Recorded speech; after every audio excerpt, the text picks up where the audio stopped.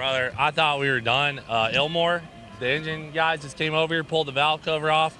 Number 6 valve spring is broken in half. I don't remember if it's intake or exhaust, like broken in half. Cletus McFarland just skipped the traditional racing ladder and jumped straight into NASCAR, and Dale Earnhardt Jr. has no problem with it at all. If you don't know him, he's a YouTuber with over 4 million followers who makes wild car videos. His real name is Garrett Mitchell, and he's been making content since 2009. He started working for a car media company called 1320 Video, but eventually left to do his own thing full-time. Now here's where it gets interesting. McFarland built himself a pretty crazy racing empire.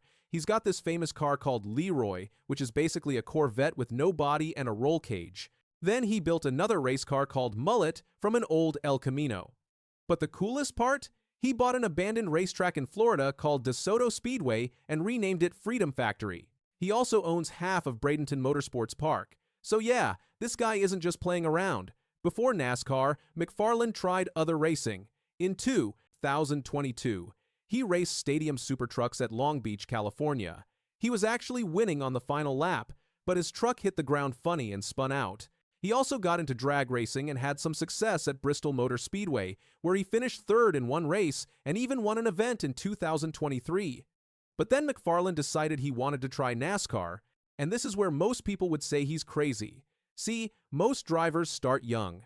They race go-karts as kids, then move up to late models, then Arca, then trucks, then Xfinity, and finally the Cup Series. That's the normal way. Guys like Connor Zilisch and Corey Heim did it that way. Some drivers skip a step or two, like Carson Hocevar, who jumped from trucks straight to Cup. William Byron came through video games, which was different. But McFarland, he came from YouTube and went straight to Arca. Dale Earnhardt Jr. watched all this happen and said, he's pretty smart, but he may continue to run Arca, whatever he does. Yeah. He's pretty smart. But he may continue to run Arca, whatever he does.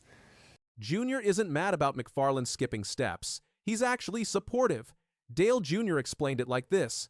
Look, man, I mean, there's no rules to this. There shouldn't be anybody's.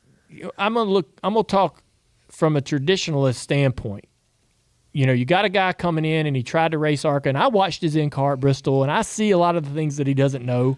But as the race went on, he adapted and he learned and he got better, right? And he started to understand where and how to push the car. Jr. noticed that McFarland didn't know everything at first, but the important part was that he learned quickly during the race. He figured out how to push the car and got better as he went. Dale Jr. saw that and recognized the potential. Then Jr. said something really important. But it's not out of the question for a guy his age to say, hey, I want to go race, and that's where I'm going to start. I'm going to go right into an Arca car. I'm not going to run a street stock or a mini stock or a late model or anything like that. I'm going right to Arca, and I'm going right to Daytona. I mean, that's not a new thing. So, according to Dale Jr., this isn't as crazy as it sounds. Drivers have tried jumping straight into Arca before. Sometimes it doesn't work out well. But McFarland wanted to try, and Jr. doesn't see a problem with that. Jr. believes that if that's what McFarland wants to do, it's fine. There's a traditional path to becoming a great race car driver, but this is the path McFarland chose. He cut some corners, and Dale Jr. is okay with it. McFarland is 30 years old. He's got money from YouTube, so he doesn't have the financial problems most young drivers face. He's got passion for racing, and he's taking it seriously, which matters a lot. In February 2025, McFarland made his Arca debut at Daytona. He raced the number 30 Ford for Rette Jones Racing, using his real name, Garrett Mitchell. He qualified 30th and showed good speed in practice. Unfortunately, he got caught in a multi-car crash about a quarter of the way through the race and finished 30th.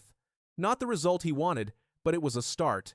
After Daytona, McFarland visited JR Motorsports in Mooresville and met with Dale Earnhardt Jr. He said he was excited to meet the man, the myth, the legend. Then he went on the Dale Jr. Download podcast on February 20th and talked for almost 2 hours.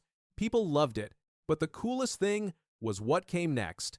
McFarland had built a truck that looked like Dale Earnhardt's famous number 3 car. It was black with a big spoiler. He posted a picture with Dale Jr. on Instagram saying, "Big video dropping in the morning," and tagged Earnhardt and Dirty Mo Media. Dale Jr. shared it on X with just eye emojis. Fans went wild. Then, in April, before McFarland's second Arca race at Talladega, Dale Earnhardt Jr. gave him a personal lesson. Jr. drove McFarland around the track in a regular car and showed him everything, every bump, every trick, how to run a perfect lap. Dale Jr. has won at Talladega 6 times in Cup and once in Xfinity, so he knows what he's talking about. All right, Cletus, we're at Talladega. Talladega. Yeah, man, this is awesome. Talladega. So you're gonna race in the Arca race. Yep. In a couple weeks. Yeah. Right. Like next week. Right. The funny part was Jr. showed McFarland how to do a solo qualifying lap. Then McFarland told him Arca doesn't do solo qualifying. They do group qualifying. McFarland joked that he'd either have to lead the pack or convince everyone to watch the video. They also visited the Talladega Museum, and Jr. even drove McFarland's Dale truck. McFarland said his goal was simple. He said, "My goal is to finish the race, number 1. And 2, if I can work my way up, obviously I want to win." At Talladega, things went better. McFarland had engine problems during the race, but he kept going and finished in the top 10. That's a huge improvement from Daytona. Fans and media surrounded him after the race because his interviews are entertaining. He's got personality, and NASCAR fans are starting to love him for it. Later, McFarland talked to Kevin Harvick on the Harvick Happy Hour podcast. He explained his thinking about NASCAR. "I've never been a big NASCAR guy until this year, and Biffle helping me stepping my foot in the door. But in just this one season, you and I have both watched several people shove their way into Cup and look like fools." Greg Biffle helped McFarland get started in NASCAR. McFarland told Biffle at first that he wanted to race Cup, but after learning more, he changed his mind. McFarland also appeared on the Stacking Pennies podcast with Corey LaJoie on April 22nd. He said, "The dumbest thing I could do is do what everyone else is trying to do and just jump to Cup, and then they look like idiots." So, even though McFarland could probably get sponsorship for an Xfinity ride tomorrow because of his YouTube following, he's not rushing. He's being smart about it. His original goal was to race the Daytona 500 in 2027, but now he thinks that might be too early. He said, "Now that I know just a smidge about NASCAR, I still think that might be too early. Those guys are on a whole other level." McFarland raced at Bristol in September, making it 4 Arca races total in 2025. He's building experience slowly, and that's exactly what Dale Jr. wants to see. Jr. hopes McFarland races more Arca. If he gets a truck deal, that's great too. Dale Jr. just wants to see him stay in NASCAR. The fans are loving this whole thing.